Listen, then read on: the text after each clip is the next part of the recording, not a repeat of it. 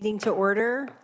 And first off, I would just like to welcome our new committee assistant, Diane. Bryan is here, and we're thrilled to have her. She's experienced in the State House and has done a lot of things, and she's even already been at her desk years ago where she is now. She's made full circle, so there you go. So we're really happy to have you. Thank you for helping us out. Okay, and we have a few members missing, some which we'll talk about. Representative Fairchild is excused, and Representative Wynn. Jesse, I've not heard from. Representative Burris, not heard from yet. So, and then also we have a new, thank you for being our ranking member for the day, Representative Amix. Thank you. Yep.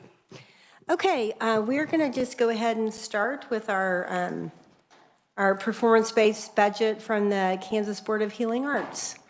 So if you would come on up and welcome to the committee and introduce yourself, that would be great. Thank you.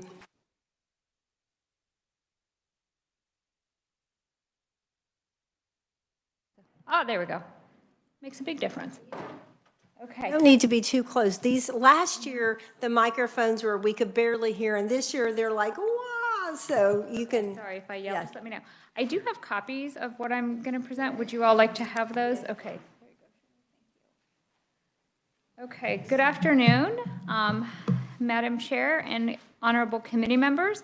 Thank you for the opportunity to speak to you today regarding the performance-based budgeting for the Kansas State Board of Healing Arts. I am Susan Guile, the acting executive director for the agency. The Board of Healing Arts is completely fee-funded. There are no funds. Gosh, I feel like I'm screaming at you. There are no funds. Okay, good. There are no funds identified to support specific programs or initiatives. And for this reason, when completing the PBB documents, the agency attributed costs associated with each sub-program to include staff salaries and benefits. So that's how we filled out the forms for you. So just to sort of go through them, for licensing, the program goals for that department include issuing licenses within 10 days of final review and total number of licenses issued. And as you can see in the last 3 years, the total number of licenses issued has increased annually, and so has the total number issued within 10 days of final review. And we are particularly proud of that because what that demonstrates is that the department has worked very hard to streamline processes and decrease redundancies, which has allowed us to continue to issue those licenses within 10 days of final review, even though the number of licenses has increased annually. We have not added staff members to that department in order to accomplish that. For example, just to give you some examples of some of the redundancies and the streamlining that we've done, we no longer require professional references, and we're in the process of getting all of our renewal applications online, and eventually we'll have all applications, including initial renewal and reinstatements, online, and this will speed up the process and make it easier for us to issue those licenses more timely. Okay, could we just stop for 1 second? Sure. Okay. If any of you have questions, go ahead and let me know, but I will go ahead and ask you a question with licensing.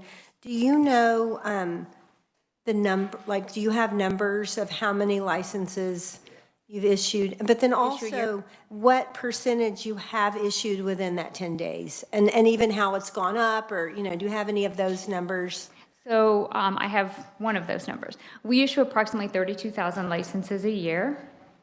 I don't know the percentage that we've issued within those 10 days. If you'd like that, I can try to get that for you. Let me make some notes for myself. I think that would be great. Shirley, would you like to say something? Well, it took me a little while, but in your notebooks, it starts on page 197. I didn't bring my notebook. I'm like, everyone's got, so does, okay. You asked how much it's gone up. So if you, on our performance-based budgeting document, in fiscal year 19, let me make sure I'm looking at the right numbers. Numbers issued within 10 days. In 19, we issued 1,665 within 10 days. In 2020, it was 1,745, and in 2021, it was 2,119. So we're inching up That 3-year average is 1,843.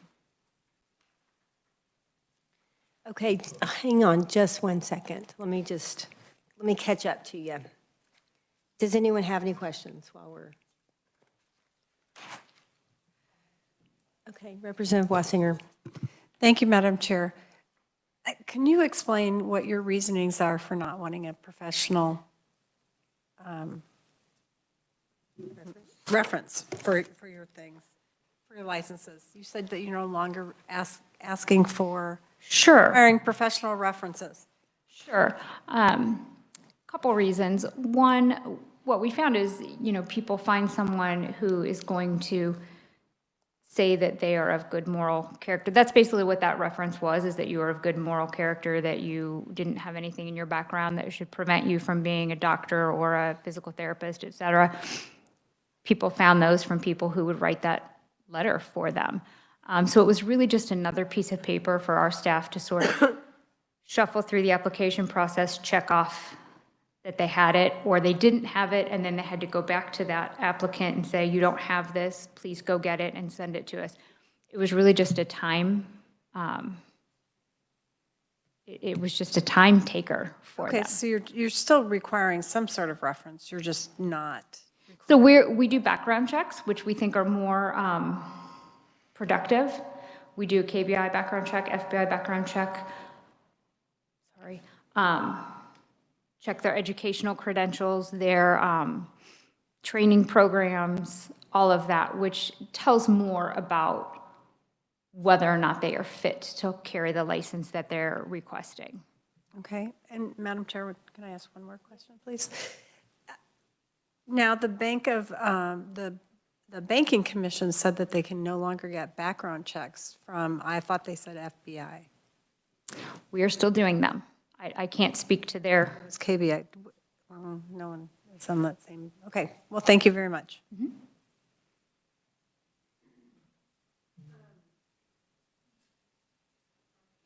Representative Riley. Thank you, Madam Chair. I was just looking at this line. I finally found your book. It seems like, and maybe it's a different document that we had received last year, that we had some kind of a history on your FTEs, but it said the board underwent, and this is on page 197, the board underwent many iterations over the past decade since its inception, adding many professions to its current board. So I usually think of a doctor. So can you kind of give me some history of how that's expanded and what professions that you're talking about that you're licensing now? Was it almost 9,000? What was that number? No, we issue about 32,000 licenses a year. Okay. So when the board was founded in 1957, they licensed MDs, DOs, and chiropractors. We now license 16 different medical or healthcare professionals. So that includes things like physical therapists, physical therapy assistants, occupational therapists, occupational therapy assistants, athletic trainers, licensed acupuncturist. You're testing me now. Sure. You want a list of who we license? You bet. Okay, and I think maybe last question. I'm looking at your percentage of how many of those licenses you do issue within 10 days, and it's something between 56 and 60%. And what keeps you from reaching that goal with the other ones? So we were kind of in a hole for a while, and we're working really hard to get that better. We now are counting our timeline from when we have a complete application. So someone has to submit to us everything that we need, and that's when we start our clock. And then we have to review it. And sometimes something has to go to someone else to review.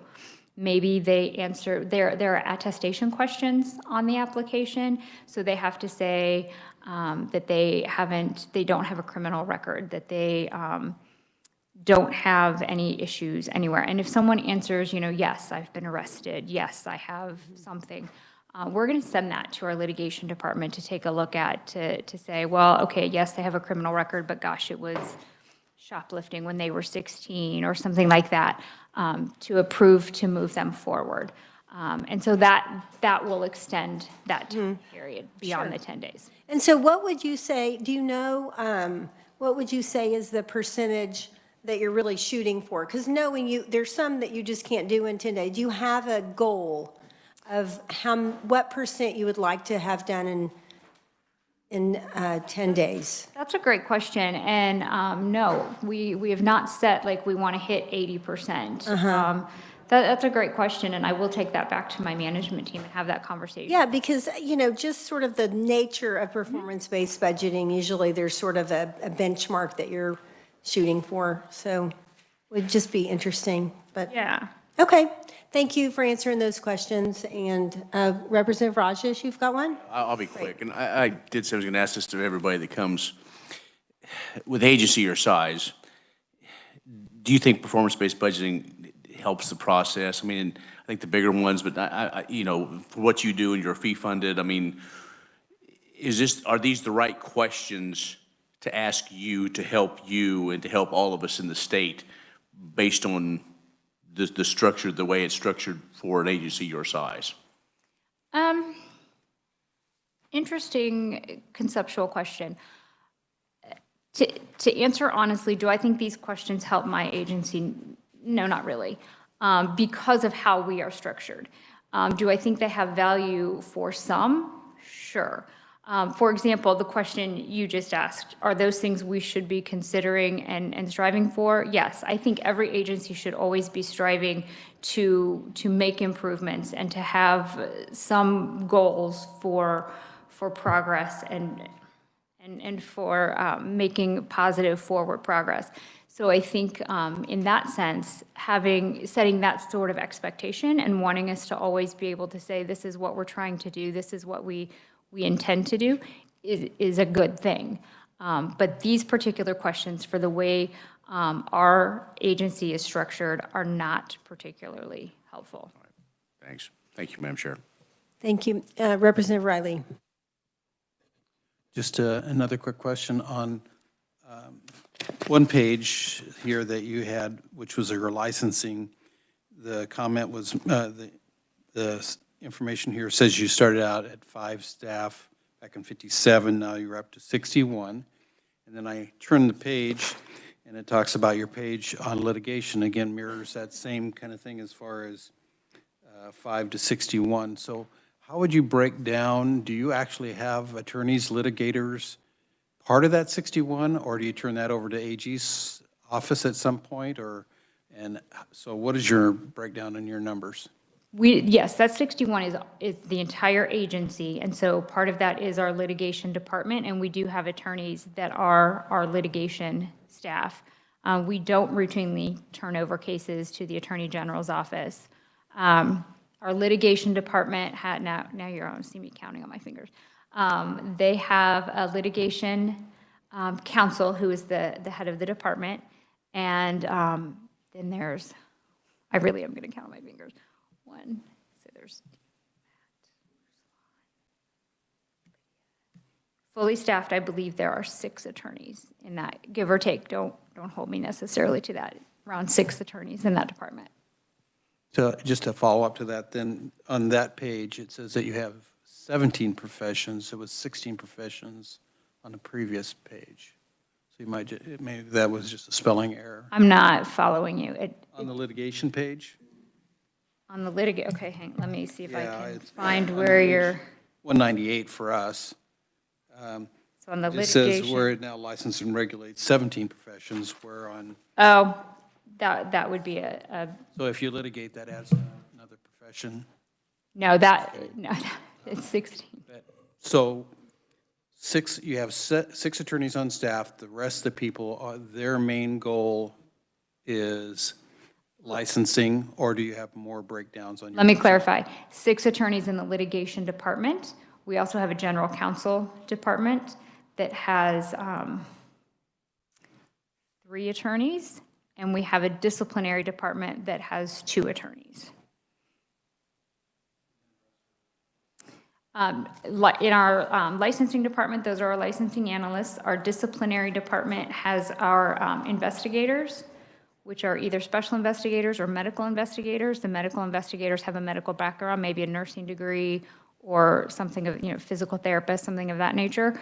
And then there are some paralegals in the litigation department. We have some paralegals in the general counsel department. And then we have we have some IT staff. And then the administration department has accountant, HR, things of that nature. Okay, thanks. Can move on. Okay, very good. So now we'll talk about our litigation department, and the program goal for that is total investigations sent to litigation and opened as a case. That number has decreased over the past 3 fiscal years, and this is partially because in fiscal years 19 and 20, they were handling cases resulting from an audit. We did an audit of the Healthcare Stabilization Fund, and that audit sort of artificially inflated the number of cases in the litigation department that they were handling. They were also significantly down staff in fiscal year 20 and 21, which impacted the number of cases that they could litigate. They are now close to fully staffed. They are also working to streamline processes and have made significant changes.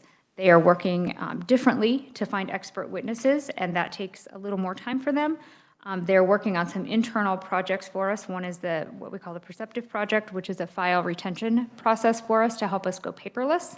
And then they are implementing a new expedited licensure law, which will change the way that they handle some of our cases and is a sort of it's a learning curve for some of their staff. Do you want me to keep going on to disciplinary? Let me just see, does anyone have any questions about the litigation department? It's kind of funny. I mean, I have to just say that it's hard to have a benchmark there, right? Like you want to investigate everything that needs to be investigated, but not any extra. So that would be much harder to have a goal. Thank you for recognizing that. It's very difficult. And then there's also, the other side and timeframes and court timeframes. So yes, it is very difficult. Yes. All right, and no other questions on the litigation side? Okay, yep, thank you. The disciplinary department, and this is the department that actually conducts the investigations when we receive a complaint regarding one of our licensees. So for them, our program goals would be the total number of investigations opened and the total number of complaints received. The total number of complaints received dropped in fiscal year 2021. Our hypothesis about that is related to COVID-19. We suspect that many people were postponing routine visits to their medical professionals, and maybe that's why we didn't get as many complaints. The number of investigations open stays relatively stable, even if you notice the actual number of complaints decreased fairly significantly, but the number opened into investigations is at 21.5, 27.4, and 23.2% respectively. So the percent opened into investigation is fairly stable. This department is also looking for ways to streamline, moving to mostly paperless system, and we're asking outside entities to send their records electronically. As you can imagine, when we're asking hospitals or doctors' offices for medical records, those are not just a few pages. They are sometimes boxes and boxes of paper, and so we've been asking for those to be sent electronically to help us decrease the footprint that we leave. So that is all I have. Thank you very much for this opportunity to speak, and I will stand for questions if you have any. Okay, great. Does anyone have any questions? Have you found that, this is a little side question, I guess, but when you're asking for those files electronically, have they are you starting to see that happen? We are, most hospitals and doctors' offices are electronic now, so it's actually more work for them. If we were to say we want it in paper, then they would have to print it and send it to us. So most are complying and are happy to do so. And are those searchable, or how can you find what you need when they're sending you something electronic that's like a huge file? Or They can make them searchable, or we can then, I think that our staff have the capability, if they're in PDF format, to make them searchable. That's kind of an issue sometimes with investigations. Okay, any questions? Yep, Representative Wessinger. In terms of complaints, do you have things that often go to litigation, or is it just mostly things you just need to straighten out? Thank you, Madam Chair. I'm not sure what percentage we end up sending to litigation. It just depends on how the investigation comes out. Is there any way you could get that to us? I I probably would can appreciate get that. Thank you, Madam Chair. So I have a question for this information that you need. Do I send that to Shirley? Okay. You can send it to Shirley, and then she'll send it out to all of us. That would be great. All Thank you. right. I'll do it. Okay, anything else, committee? Thank you for being here. We appreciate it. Thank you. I appreciate your time. Yep.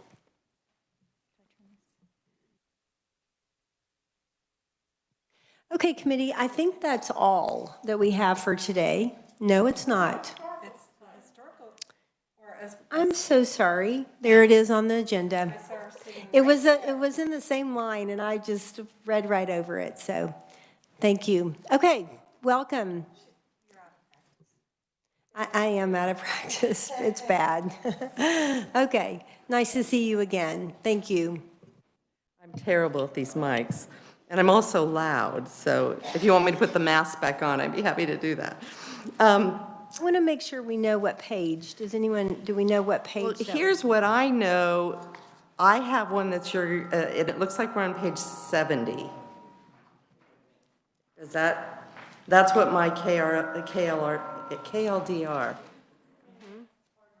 KLRD. It's not an initial I deal with much, so. Does that look right?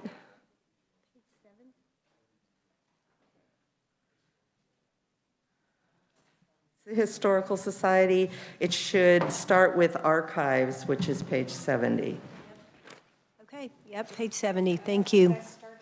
Do you want me to provide you with some information I brought, or do you want to ask me questions? No, I think we'll let you go ahead and start your presentation, please. Okay, I just wanted to thank you for the opportunity to talk about this. I'm going to move backwards. Is this better? I'm getting feedback. Okay. Should I go up? Because I am loud, so I want to make sure. Okay. I wanted to make sure you all realize that all of our programs that we have at this point are legislatively mandated. So we have about 35 distinct activities that are organized under 3 programs in this budget. And those 3 programs are the State Archives, the Cultural Resources, and the Education Division, and this is all for state history. And then we also have all our indirect costs are in our Administrative Division, which service all of these other programs. And so we have lots of programs, and we have been doing an amazingly good job in the last few years of our program usage.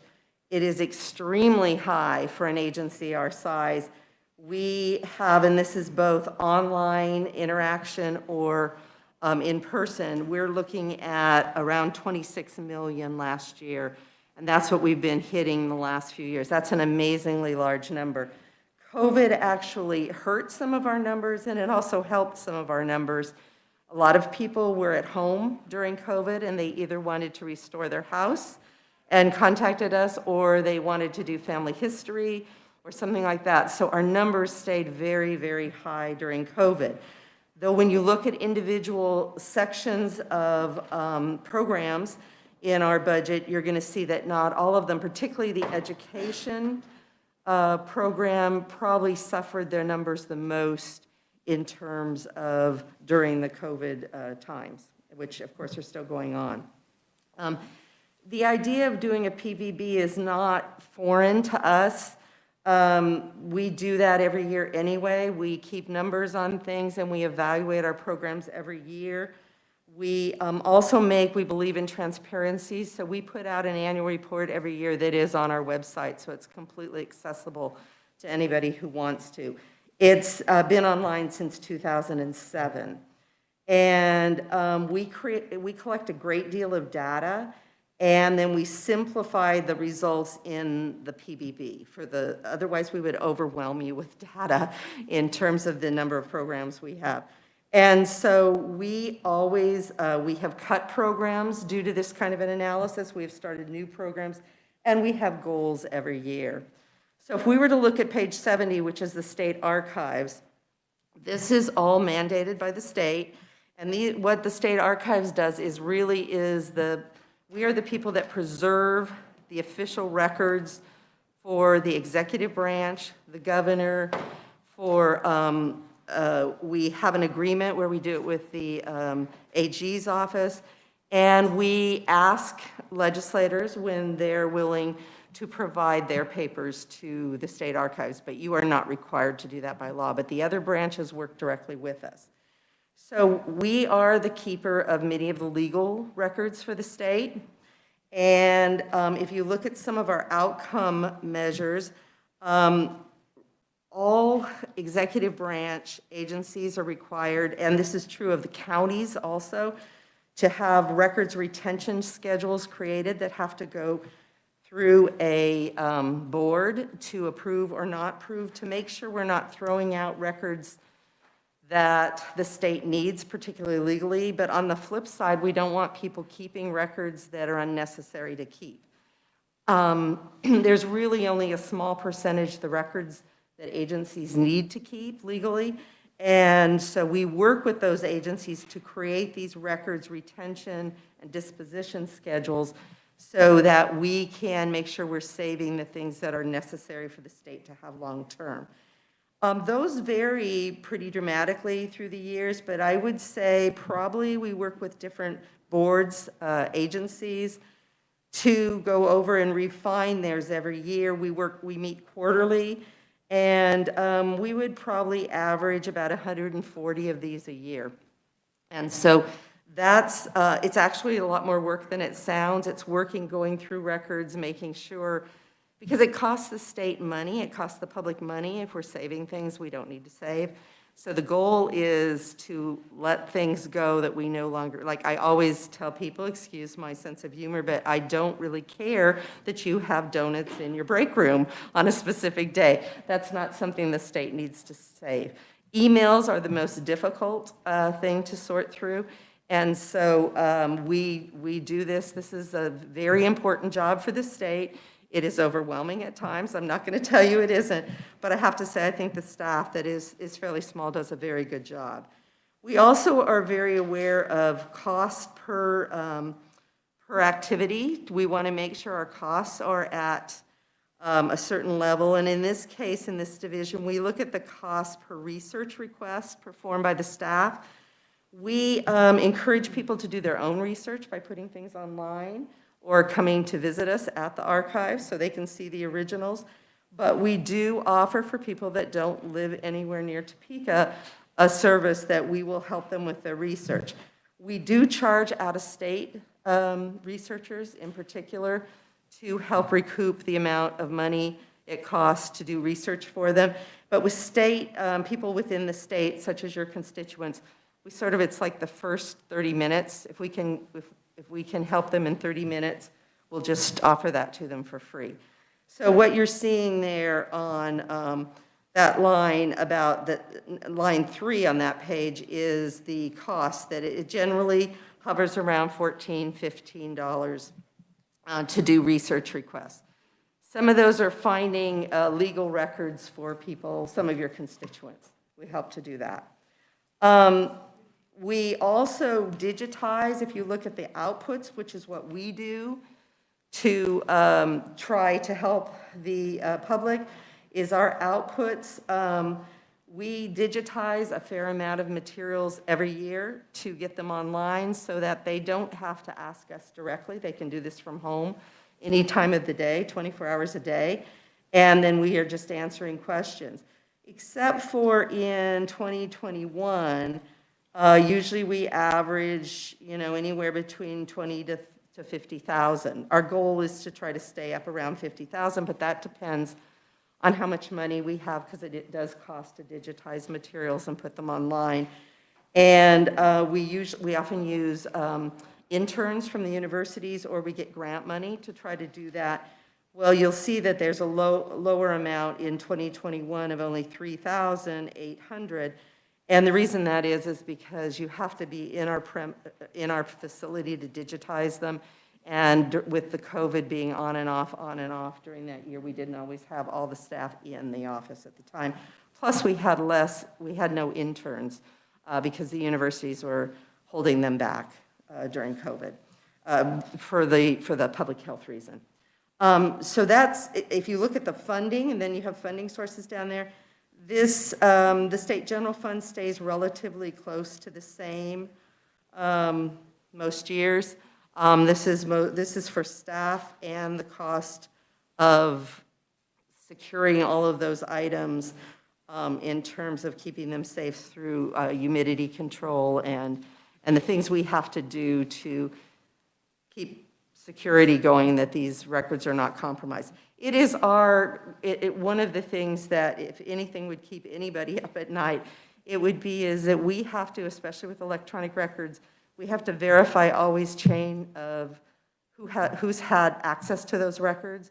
And the reason is we have to verify for legal reasons that no one's been able to change those records. So there's a fairly complicated process. Well, that's the state archives. And to move on. Let me just see if there's any questions about state archives. Anybody?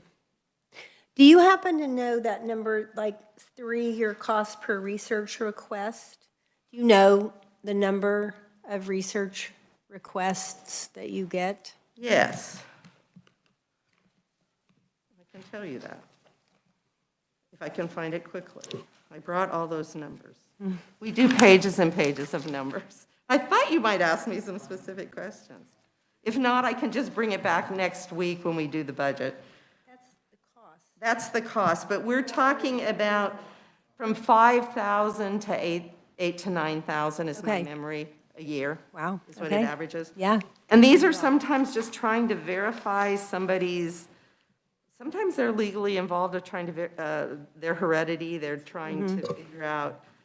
We're not Ancestry where we're trying to tell them who their ancestors are, but they're often asking us to find old birth certificates, things like that. Awesome. Great. Okay. All right. Yes, Representative Riley.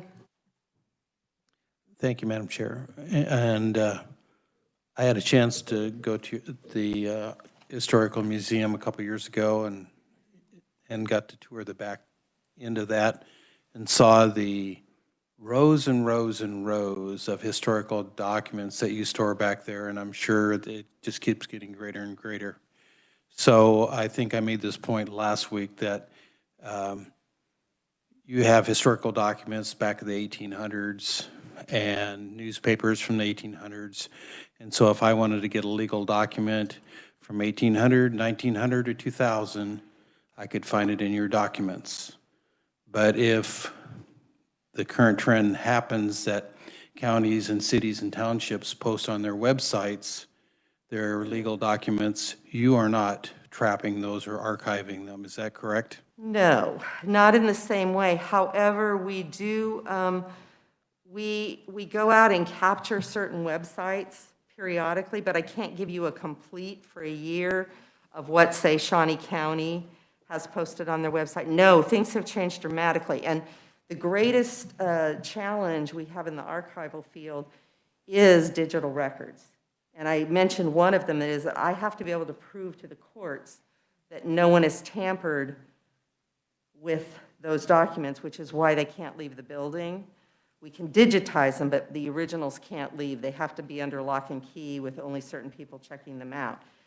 But you're right, that is an issue. If you're very interested in what counties are doing, no one is We are systematically spot checking, but we do not have the funds or the staff, nor have we been asked to at this point. We've just started doing that, to do that routinely. So if that's a program that you as a legislature are interested in, I would be happy to, next year at your next session, to bring out how that would work. It might be a little costly to do it by county.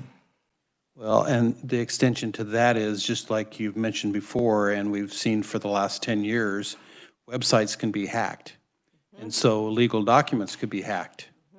Where when we send newspapers to you as part of our circulation every week or every day, you actually have a physical newspaper that you are electronically putting into the archives. Yes. Where the other could be changed, and it doesn't make much of a change to change a legal document on a website. So, thank you. That is true, and it is a challenge of our field. It is a challenge of our field, but the resources needed to do more than periodic checking are enormous, and we just don't have those at this point. We were set up years ago in 1875 to collect paper documents. Well, everything's changed in my lifetime, certainly, and there's all kinds of challenges. So I don't disagree with what you're saying. Okay, all right, I guess we'll keep going. Okay, cultural resources is one of our programs that is dictated by both state statutes and federal laws. And so there's a lot of programs in this area that we put all under one program. Sorry, I'm going to back up. It's both a curse and a blessing to be loud. So the cultural resources is, if you think about it, historic preservation, and some of the biggest state programs and federal are tax credits that are given for economic development, particularly of downtowns or older homes or older businesses. We also we work with the feds to put properties in Kansas on the National Register for Historic Properties, which allows them certain incentives in their communities, and these are used in communities across the state. But let me just give you an example of a very little-known state law that is highly sensitive and important to the state, and that is the Unmarked Burial Bill. We are the keepers of the Unmarked Burial Bill. So what happens if we work with KDOT a lot. If they are digging a road and they suddenly come across what they think may be human remains, the first thing that happens is they call the sheriff, the local sheriffs, and then the local sheriffs, if they determine these are not recent remains, these are ancient remains, perhaps they've hit a burial pit, then it's referred to our office. And we work with the sheriff's departments throughout the state, as well as universities, to determine who are the ancestors or whose remains might these be. We often can't identify the person, but using forensic science, there are times we can determine, for instance, if it's a native person, we can determine tribal affiliation. And then we work with the tribes. That's a program that's very hard to put a cost to or a goal, much like you were talking about healing arts. There's some things that are very difficult. We get usually at least 10 of these cases a year, but they can be very quick. If it's with KDOT, where we have a long relationship, we'll just ask them to move the road a little bit and leave the burial pit alone and not remove the graves or disturb the graves. If it goes beyond that, then we have a whole series of processes we have to go through to legally to meet state and federal laws to make sure we're returning those remains to the proper place. So we even repatriate some of these bodies back into a state cemetery. And we try to work with whoever are the ancestors today of those people. They can be pioneers that were traveling the Santa Fe or Oregon Trail, or most likely they are native people who lived here before European Americans got here. And so that's something that many people don't realize we do, but we are the ones that get the call if there is an unmarked burial, and we take care of that with dignity, just like you would want us to do with your relatives, if we needed to do that. So this is an area that deals with all cultural resources, including human remains, as well as historic buildings, as well as burial grounds. So this is a complicated program, but you can see in the performance measures, it has an economic impact on the state. Every year, we convert what we do with tax credits to show how many jobs were created and what was the impact on the community versus what it cost the state to do. Archaeological sites cleared, and how many sites we have to clear. Anything that it uses federal money, so think KDOT. Most of the money for roads is federal money. Whenever they're disturbing the ground, we have to review that to make sure we're not destroying any cultural things of cultural importance. We have an excellent relationship with KDOT, and we're very proud that of all the states in the union, Kansas is always held up as the one that works together the best. So I'm proud of that, so I have to brag about us on that.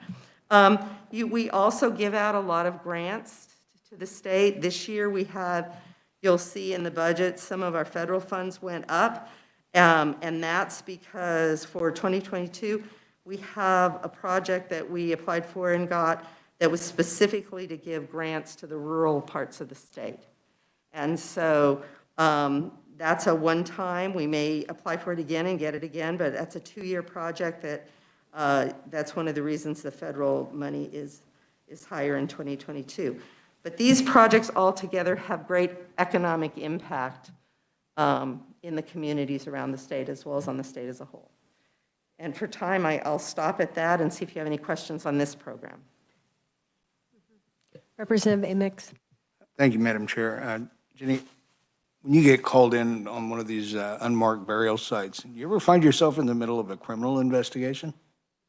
No, because what's supposed to happen, if that happens, we turn it back over to the sheriff, because the sheriff's office is supposed to, or it would be the police within the city. But mostly, these are being found in rural areas for this bill. If it's criminal, no, we step back and it goes back to them.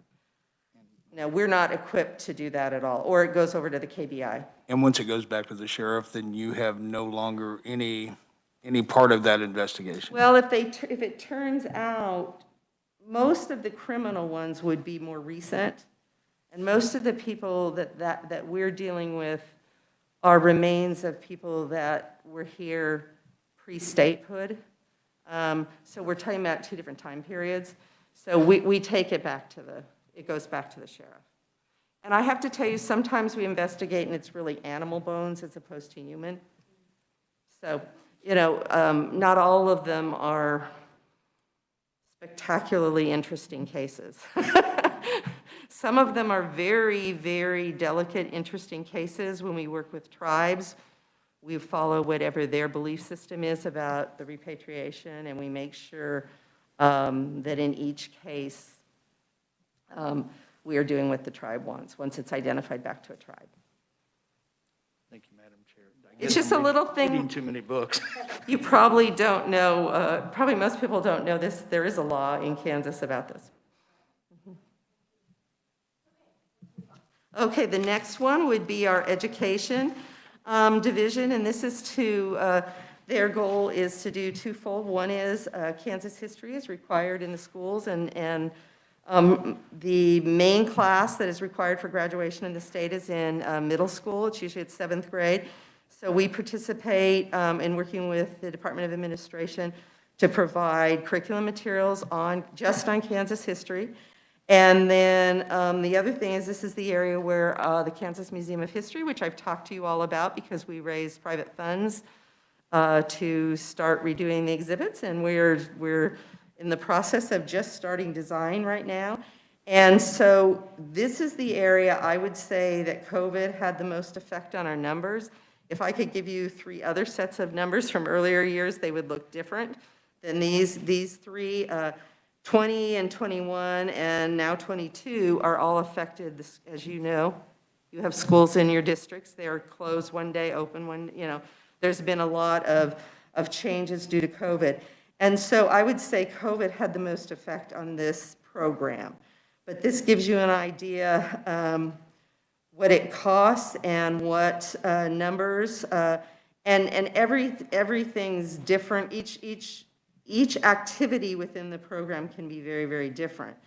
But they are, this division should see an influx of activity in the next few years. We're going to be closed for much of this year, and we're not sure when we'll be closing, and part of next year with the idea of opening the new exhibits I've talked about the last couple times with you. They should open in 2023, we think.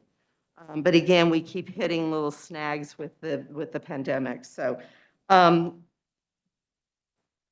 this one is pretty self-explanatory. So if I want to make sure I have time to get to my favorite number, which is on the next page.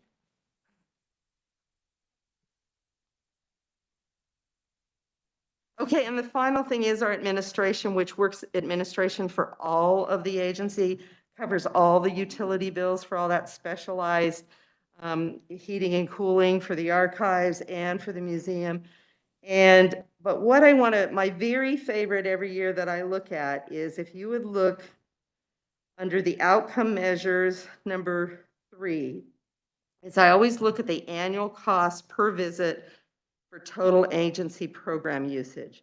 And my goal is to always be at 50 cents or below. And the reason I say that is that's a very specific goal. We have programs that once we create them, work very well on their own, and we just have to do some scheduling with them. We have programs like the Unmarked Burial Bill that I can't tell you what it's going to cost until it's done. Some are very, very expensive, and some are nothing because they're animal bones instead of human remains.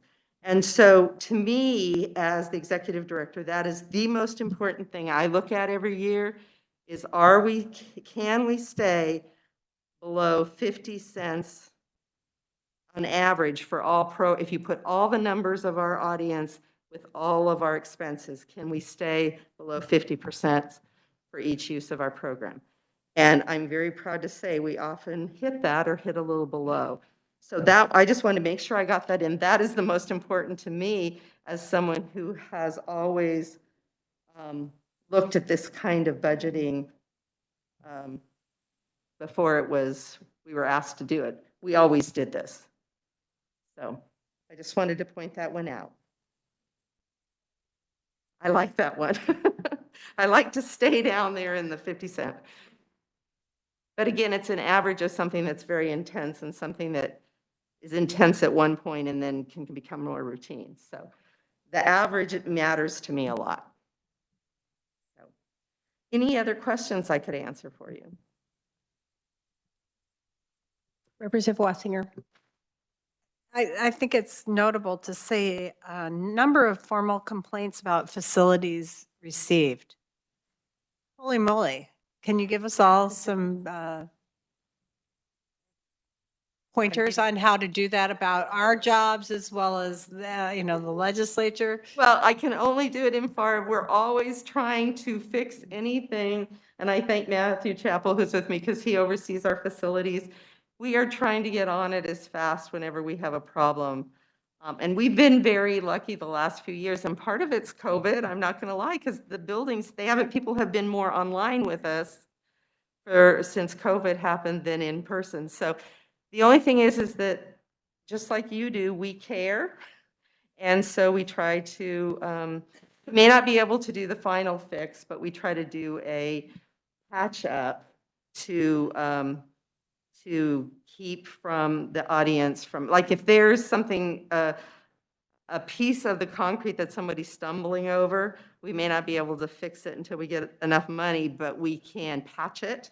And so we do things like that. We're on it. We have a very good, very small maintenance staff, but they care greatly about our properties. We have, those of you who are in capital improvements has heard this, we have 58 buildings, which is an amazing amount of buildings for an agency our size. And it's our constant, I think Matt at least once a week comes and says, a tornado just took this off of, and so we try to stay on top of it and we do the best we can. But we patch it first until we can get the money to actual fix. It's notable. Thank you very much. Thank you, Madam Chair. I might ask, it's a little bit, Representative Rajas isn't here, but just talking about performance-based budgeting, are there questions that would be more helpful? Or, this process I know has not been everybody's favorite, but how can we work together to make it a better process? Well, I can only speak for myself. Fair enough. I can only speak for myself. And that is, I'm not opposed to doing this at all. What is difficult is we do it in essence twice. Because the narrative we submit to the Division of Budget has not only this, but it's connected to our long-range plans. So that's a massive piece we do. It would be nice if somehow this could be incorporated more into that process. So we only have to do it once. Is that a fair thing to say? I feel like obviously, if I'm trying to get every program under 40, 50 cents, I don't want to do things twice. So it would be, this is a different form than the budget is. The budget form has not changed in years. I've been here a long time. And if somehow, and I've certainly expressed that with the head of budget, that it would be nice, but this is coming out of legislature. So that's my only, I have no problem with, even if it looks bad. I mean, if I get a number that's bad, I'm not going to hide that. It says this is costing us too much money, so let's change. It just gives me information to help me change. As long as you look at it that way, that it's a tool for us for running the agencies and a very effective, so it's an effective tool. It's just this year we did it twice, once in the budget narrative and once here. And the I budget. don't know if it's the questions per se, but maybe the process. Mm-hmm. And the budget narrative is what you submitted in the fall. Is that what you're talking about? We submit that in, yes, the fall. Mm-hmm. September 15th. Mm-hmm. And then this is these questions that you do for the legislature is prepared for today. I mean, or is there some other time frame that you have to have it in? A month later. About A month later than the September 15th? This is the spreadsheet. The narrative is a narrative, but who looks at that is the staff here. Mm-hmm. And so they're very similar, and it just seems to me if they merged into one, it would be more efficient for it. But there's no reason when we do budget, we're submitting it to the executive branch for the governor to present hers, but there's no reason those two things can't merge into one document. Okay. That's Okay, my that's some good feedback. That's my only issue. This is how I manage anyway. This is how we manage. So Okay. we look at cost all the time, and we look at, is this really, if I can get 10,000 people in this program and a similar program, I'm only getting 500, I'm going to look at that and go, well, that's not meeting the same audience needs as this is. Mm-hmm. Yep. So it's necessary Yeah, information. Yeah, it is. The data is important to know. So, yeah. Okay. Say we're data driven. Yes, you are. No doubt about that, for Data-driven. sure. So I don't object to that at all, but if somehow we could combine it into one process. Okay, that's interesting. Good to know. And was this year different? Because we did change the form just a little bit. So was it more difficult, or how was it this year compared to other years? This is the first time we had this form. Mm-hmm. I mean, we took the training 5-6 years ago. It seems like a long time ago. Mm-hmm. And we felt good with the training because we thought, oh, we're already doing this. Uh-huh. But this form was the first. I think we changed it. We saw this. This is the first time we saw this. Yep, This okay. form. Okay. Okay, great. Thank you. And any other questions before? Okay, thank you you. so much. Appreciate you coming. Mhm. Okay, now, is there anything else that I'm forgetting? Okay. Committee, there's just very few of us left, but I will be giving Shirley later today the questions that we want to ask the Regent schools when they come. So today's the last day for you to let me know if there's anything that you would like to ask them. Okay, all right, and nothing else then? Shirley, anything else? Okay, then we're adjourned. Thank you all.